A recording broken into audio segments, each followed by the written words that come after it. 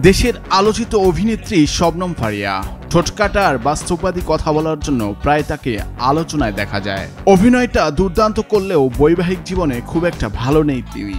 প্রথম বিয়ে হওয়ার 1.5 বছরের মাথায় ডিভোর্স হয় এই অভিনেত্রীর। সাবেক স্বামীর বিরুদ্ধে নির্যাতনের অভিযোগ রয়েছে।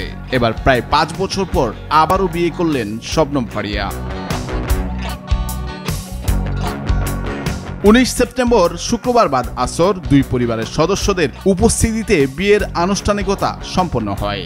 দ্বিতীয়বার বিয়ের বিষয়টি ফারিয়া নিজেই গণমাধ্যমকে নিশ্চিত করেছেন।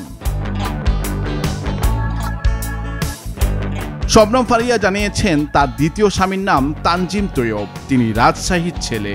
Australia university of south Wales থেকে ফিনান্সিয়াল ইঞ্জিনিয়ারিং এ মাস্টার্স সম্পন্ন করেছেন। বর্তমানে তিনি বাংলাদেশের একটি শীর্ষস্থানীয় বেসরকারি ব্যাংকে অ্যাসিস্ট্যান্ট ভাইস প্রেসিডেন্ট হিসেবে কর্মরত।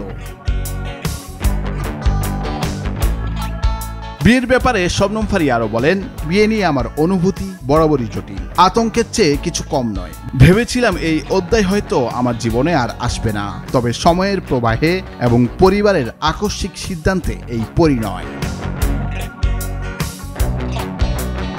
নুরুল আফসার, বৈশাখী সংবাদ।